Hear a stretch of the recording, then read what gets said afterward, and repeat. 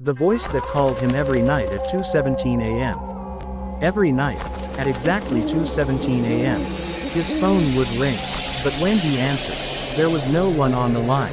At least, that's what he thought. Welcome to Dark Chronicles. Tonight's story is about a man who started receiving calls at the same time every night, from a number that didn't exist. And slowly, he realized something terrifying.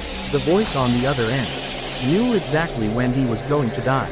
Arjun Malhotra never believed in anything supernatural.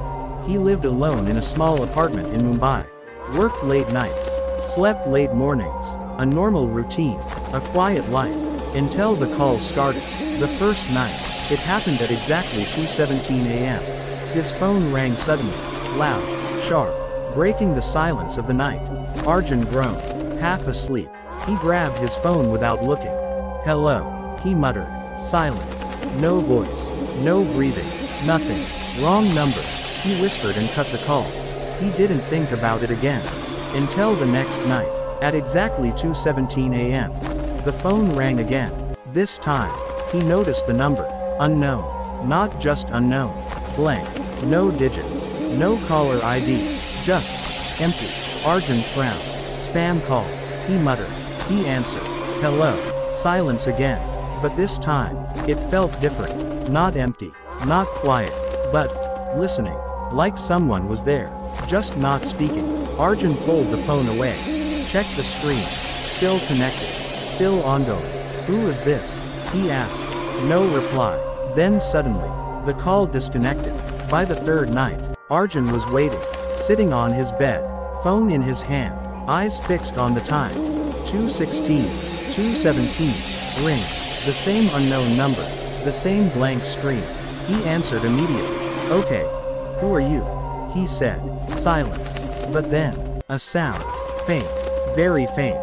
Like someone breathing. Arjun froze. Hello. The breathing stopped. Then, a whisper. So low. So distorted. He almost didn't hear it. Arjun. His blood ran cold. He sat up straight. How do you know my name? No answer. The call ended. That night, Arjun didn't sleep, because something had changed. The calls were no longer random. They were personal. The next morning, he checked his call log. Nothing. No missed call. No received call. No record. Like it never happened. Arjun frowned. That's not possible. He checked again. Still nothing. That night, he did something different. He set his phone to record, placed it beside him, and waited. 2:17 a.m. Ring. He answered. Talk. He said. Silence. Then, the same breathing. Closer this time. Louder. Like it was right next to him. Arjun. The voice whispered again. Arjun whispered back. What do you want? A pause. Then, the voice said something that made his heart stop. You didn't pick up. The first time. Arjun frowned. What do you mean? No answer. Call ended. The next day, Arjun couldn't focus on anything. That sentence kept repeating in his mind. You didn't pick up. The first time. What first time? He had answered every call. Or at least, he thought he had. He checked his phone again. Still nothing. No logs. No trace. Just emptiness. That night, he wasn't just waiting. He was afraid. 2:16 a.m. His hands were sweating. His breathing uneven. 2:17. Ring. He answered instantly. Tell me what you mean. Silence. Then, you were supposed to answer. The voice was clearer now. Still distorted. Still wrong. But understandable. Arjun's throat went dry. When? A pause. Then, the night you died. Arjun froze. What?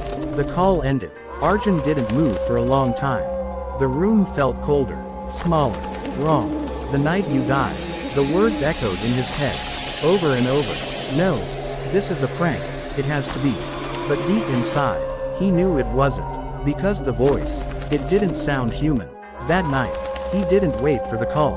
He tried to stay awake. Tried to avoid 2:17 a.m. But exhaustion took over. His eyes closed. And when they opened again, it was already 2:17 a.m. The phone was ringing, right next to him. But this time, he didn't answer. He just stared at it. Watching it ring. Watching the unknown number. Watching the blank screen. And then, the ringing stopped. Silence filled the room. For a moment, Nothing happened. Then, his phone lit up again. Not ringing, just active, and a voice came through. Without him answering, "You did it again." Arjun's body froze. "You didn't pick up." The lights in the room flickered. Once, twice. Then, they went out. Complete darkness. Arjun grabbed his phone, the only source of light. The screen glowing faintly, and on it, the call was still active. The timer running. 0 hours 0 minutes and 13 seconds. 0 hours 0 minutes and 14 seconds.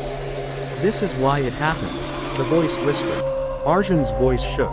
"What happens?" A pause. Then, "You die at 2:17. Suddenly, a sound behind him. A soft creak, like someone stepping on the floor. Arjun turned slowly. The darkness felt heavier, thicker, and then, he saw it. A shadow, standing behind him, holding something to its ear. Like a phone. "You never answered," the voice said. "So I have to come in person." Arjun thought the calls were just voices. But the moment he saw it standing behind him, he realized the truth. The call was never coming from the phone. It was coming from the moment he died. Story. Arjun's entire body froze. The shadow stood behind him, perfectly still, holding something near its ear. Like a phone. The same posture, the same position, as Arjun. Slowly, very slowly, the shadow lowered its hand, and turned its head toward him. The darkness shifted, and for a brief second, Arjun saw its face. His face, pale, lifeless, eyes empty, like something that had already died. Arjun stumbled backward. No, no. The thing stepped forward, not fast, not aggressive, but certain, like it already knew what was going to happen. "You didn't answer," it whispered.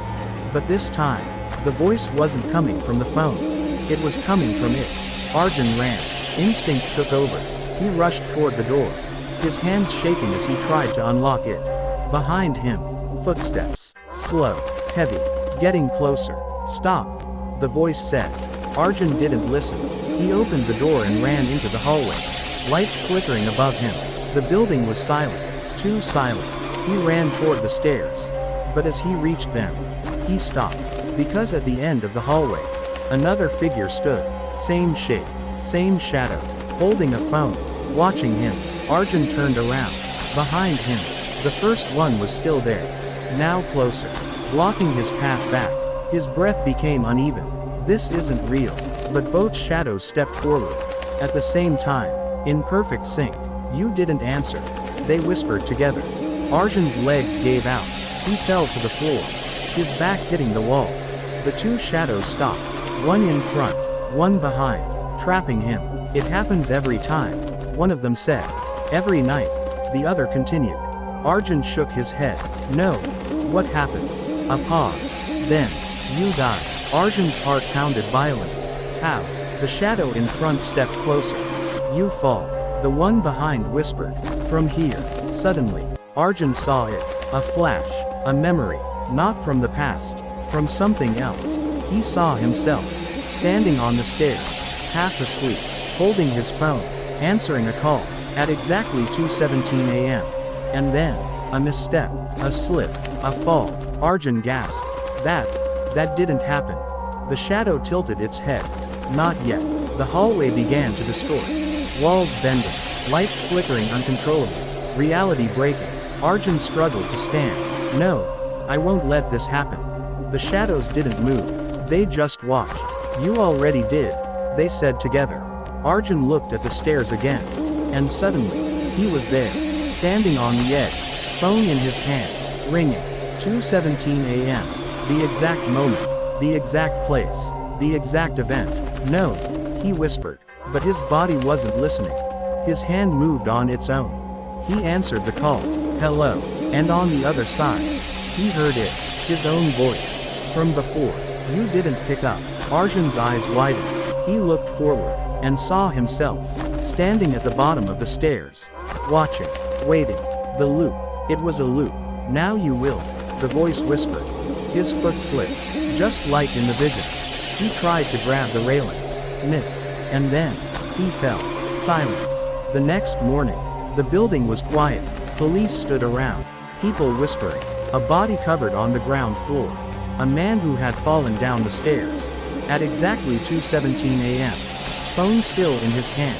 Call still active. And on the other side of that call, a voice whispered softly, "You didn't pick up." And that is why some calls should never be answered. Because sometimes they don't come from the present.